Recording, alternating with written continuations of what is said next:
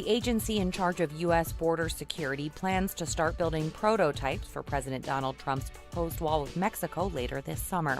The acting deputy commissioner of Customs and Border Protections said Tuesday that 4 to 8 companies will get contracts for prototypes in San Diego. They could be models for the roughly 2,000-mile border. Companies will have 30 days to complete the models. Trump's budget proposal for 2018 includes $1.6 billion for 74 miles of wall in Texas's Rio Grande Valley and San Diego. Currently, there are 654 miles of fencing. A newly discovered threat to the ozone layer could delay its recovery. The ozone layer is a high-altitude stretch of oxygen molecules that protects us from the ultraviolet rays of the sun.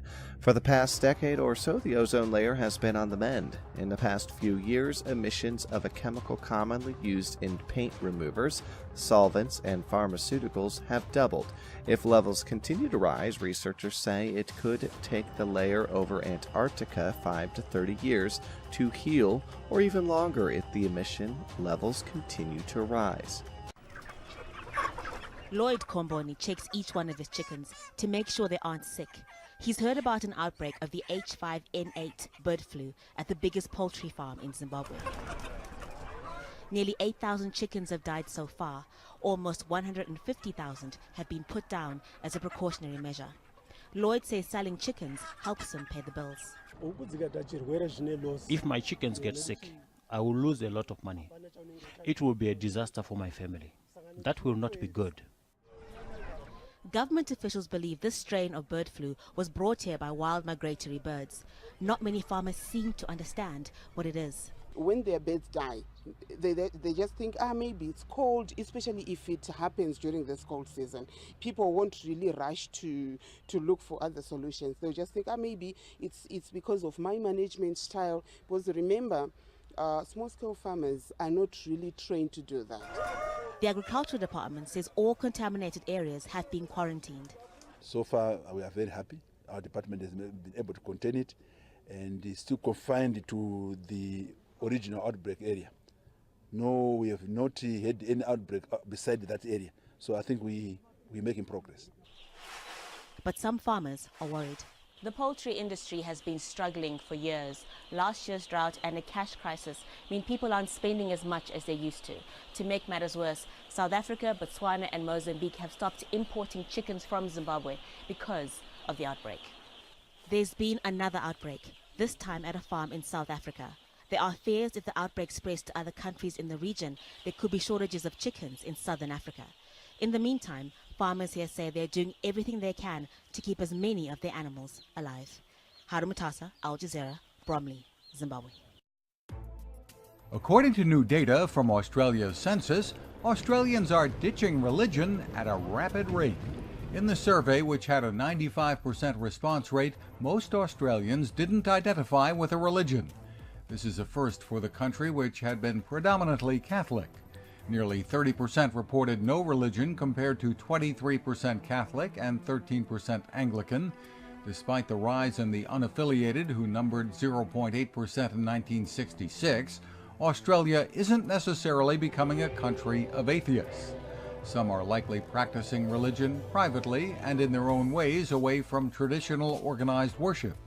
It isn't anti-religious, it's just very plural. A dozen activists affiliated with the group No Justice, No Pride were arrested at New York City's Pride March on Sunday. They were protesting what they said was inappropriate corporate sponsorship and police presence in the LGBT community event. The NYPD confirmed that 12 people were arrested, with 6 activists booked on charges of criminal trespassing, 5 charged with obstructing governmental administration, and 1 with disorderly conduct. About half of those arrested were released. A fierce wildfire that has destroyed more than a dozen homes and forced the evacuation of 1,500 residents raged unchecked in southwestern Utah for an 11th day as an army of firefighters struggled to suppress the flames. As of Tuesday morning, the blaze had torched nearly 50,000 acres, the bulk of that in the Dixie National Forest. Crews managed to carve containment lines around just 10% of the fire's perimeter, according to officials. The wildfire erupted on June 17th 14th, it spread quickly as high winds drove flames into dense forests, threatening homes in nearby communities. A federal judge agreed to review the constitutionality of a U.S. State Department policy on Tuesday of refusing to grant passports to people who identify as neither male nor female. In November, U.S. District Judge R. Brooke Jackson directed the State Department to reconsider its binary-only gender passport policy. The case in point was that of Navy veteran Dan Zim. Zim is an intersex Colorado resident who sued the federal government for refusing to issue a passport because it requires an applicant to denote either male or female gender. According to a motion filed on the plaintiff's behalf by the Lambda Legal Defense Fund, asking Jackson to reopen the case after conducting its own court-ordered review, the State Department last month again denied Zim's application. After a ruling by the European Court of Justice on the case of a French man who claimed that a hepatitis B vaccine caused him multiple sclerosis, many headlines across Europe read vaccines can be blamed for illness without scientific proof. In response, alarmed experts have pointed out that no link between the vaccine and MS has ever been scientifically established and have expressed concerns that the Luxembourg-based court's decision will result in a large number of spurious lawsuits. However, experts on liability law remain divided on what the court's decision, announced on June 21st, will mean for medical product liability in Europe. Some claim the decision balances individuals' rights, while others worry that the ruling ignores certain kinds of scientific evidence. According to CNN, there has been a breach in the security of several government websites. On Monday, reportedly in Ohio, Maryland, and New York, hacks have occurred that appear to be pro-ISIS propaganda. People who logged on to governor.ohio.gov were met with a black background and an Arabic symbol as an Islamic call to prayer played in the background. Additionally, there was text posted on the landing page that read, "You will be held accountable, Trump, you and all your people, for every drop of blood flowing in Muslim countries." The hacking occurred on John Kasich's official site, along with the sites of First Lady Karen Kasich and the Ohio Department of Rehabilitation and Corrections. Good afternoon. The heated relationship between the Trump administration and the press boiled over Tuesday when a White House reporter clashed with Deputy Press Secretary Sarah Huckabee Sanders over so-called fake news.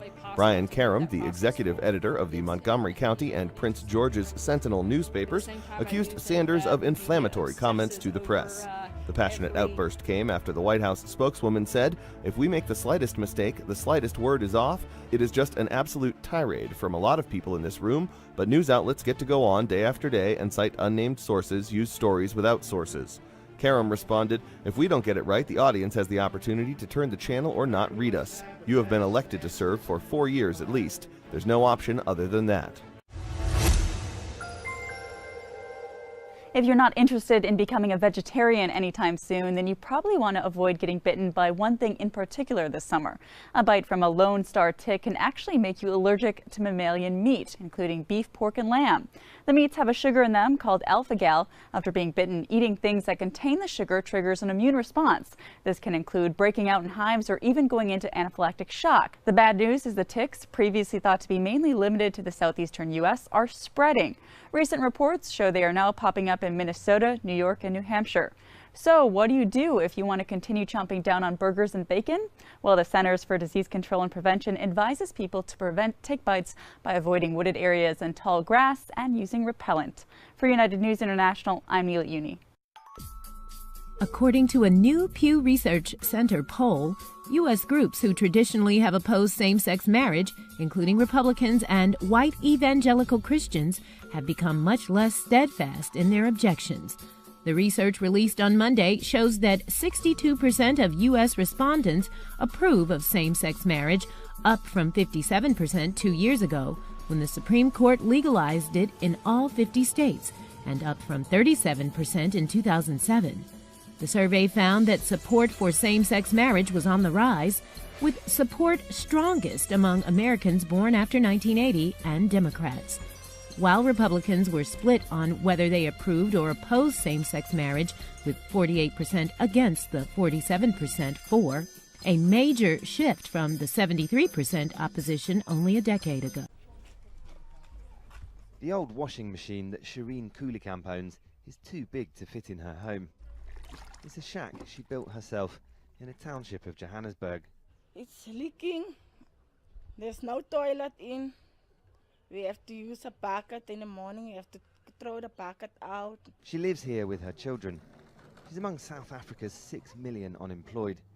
And she's on a waiting list for a new home built by the government. Shireen's house is next door to the house of her brother-in-law. He lives here with his family, and her brother lives in here with his family. Her niece lives in here with her family. And for decades, the extended family's been spilling out of her father's house here, which was built by the government in 1988. And the government hasn't built any more social housing here in the township of Ennerdale since then. There were demonstrations here in May. Residents blocked the roads. They only stopped when officials came and promised homes would be built soon. The government's built more than 3 million houses across the country since it came to power in 1994. Ever since taking over from the apartheid regime, it's had policies to provide homes for everyone. But researchers estimate between 6 and 10 million people still live in informal settlements, many of them sprawling shanties of shacks like this one. People complain the government programs have been too slow and plagued by poor construction and corruption. We're currently sitting at more than 4.3 million housing and subsidies. Is that enough? No. But by any standards, which country has delivered more housing opportunities within 20 years? There's no sanitation in the house. Back in Ennerdale, a community leader told her she's sceptical the promised homes will be delivered. A promise she says was hard to get. We barricaded the roads and we burned some tires, and we actually kept the whole Ennerdale hostage to say nobody's going in and out of Ennerdale except ambulances and school children are allowed to come in, because that's the only language the government understands. In Shireen's shack, she shares these 2 beds with her 4 children. She's been waiting for a government home for 13 years. She hopes it won't be many more. Malcolm Webb, Al Jazeera, Johannesburg, South Africa. Arguing it is unconstitutional and too vague for stores to implement, a group of retailers Tuesday sued Cook County, Illinois to try to block the sweetened beverage tax scheduled to go into effect in the Chicago area on Saturday. As part of the Cook County Circuit Court lawsuit, the Illinois Retail Merchants Association is seeking an injunction preventing enforcement of the law. The organization is also seeking a declaration that it is invalid. The Retailer Association's president, Rob Carr, said in a statement, "This ordinance is incomplete, and it's a perfect example of the disaster that awaits when policies are hurried through without serious thought to how they might impact the businesses that have to try to comply with these policies." On Tuesday, workers installed a Ten Commandments monument outside the Arkansas Capitol, 2 years after the privately funded statue was approved on state grounds. A 2015 law required the state to allow the display near the Capitol, and a state panel last month gave final approval to its design and location. The American Civil Liberties Union said it plans to file a lawsuit in federal court challenging the display, calling it an unconstitutional endorsement of religion by the state.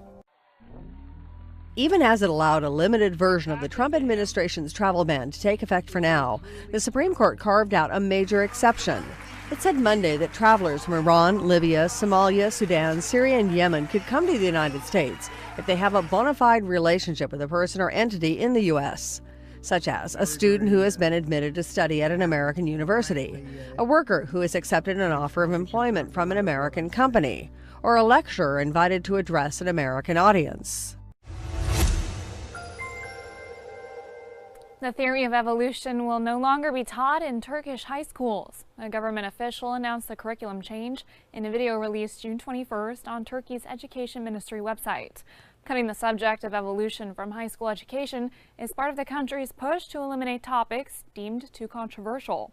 In last week's address, the head of the Education Ministry's Curriculum Board said a chapter on Charles Darwin's theory of evolution would be removed from 9th grade biology textbooks. President Recep Tayyip Erdogan's government reasons that the concept is too difficult for 14 and 15-year-old students to understand. CNN reports history and music classes will also focus more on Turkish influences.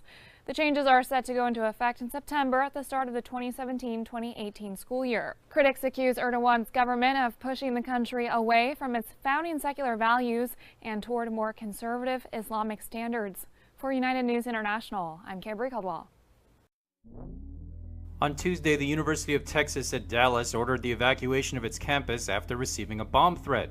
The university tweeted around 2:45 p.m. that all UTD faculty, staff, students, and visitors need to immediately evacuate all buildings and parking garages on campus. The school told people on campus to go to UT Dallas parking lots and stay away from buildings until further notice. The university said it was working with campus police to make sure the campus is safe. China is listed as being among one of the worst offenders of human trafficking in a new U.S. State Department report released on Tuesday. The annual Trafficking in Persons report said China in particular does not fully meet the minimum standards for the elimination of trafficking and is not making significant efforts to do so. Therefore, China was downgraded to Tier 3, the lowest level. U.S. Secretary of State Rex Tillerson, speaking at a human trafficking event, said, "It is our hope that the 21st century will be the last century of human trafficking, and that's what we are all committed to." China's Ministry of Foreign Affairs responded to the report, disagreeing strongly with the findings. Spokesman Liu Kang said, "China firmly opposes the U.S.'s irresponsible remarks on other countries' fight against human trafficking based on its domestic laws." The U.S. and Israel have teamed up to tackle cybersecurity. White House Homeland Security and Counterterrorism Advisor Tom Bossert announced the new partnership on June 26 while speaking at Cyber Week, an annual cybersecurity conference in Tel Aviv. He said that the two countries would create a new working group focusing on key cyber issues and encouraging international cooperation. Also speaking at the conference, Israeli Prime Minister Benjamin Netanyahu said that his country experiences dozens of cyber attacks each month. As a result, the Israeli government has created what he called a cyber net, featuring dozens of companies working together on security issues. Netanyahu, teasing the U.S. partnership, said that Israel is now ready to cooperate with other countries. The new U.S.-Israel working group will reportedly begin meeting as soon as this week. For United News International from Washington, D.C., I'm Caitlin Mangum. In a ratcheting up of Venezuela's political crisis, on Tuesday, President Nicolas Maduro said a police helicopter had attacked the Supreme Court. A grenade tossed at the building did not explode. Speaking on state TV, the 54-year-old president said that special forces were after the terrorists behind the attack. He has faced 3 months of opposition protests and some dissent from within government ranks. He said the helicopter had also flown over the Interior Ministry. Maduro added, "I demand that the MUD, the opposition coalition, condemns this eminently coup-mongering attack." For its string of rulings bolstering his power and undermining the opposition-controlled legislature, the pro-government Supreme Court is particularly hated by Maduro's opponents. Yale University has sued the state of Connecticut over rules it says limit the number of gender-neutral bathrooms it can designate on campus. The Ivy League school said in the lawsuit it wants to designate all single-occupant restrooms at its law school as gender-neutral. But the plan would run afoul of the state building code, which does not count gender-neutral bathrooms when it assesses whether a public building has enough toilets. The suit was filed on Friday in Connecticut Superior Court in New Haven after the university received complaints from law school students. Yale has asked the state to drop requirements that single-user restrooms have an assigned gender label.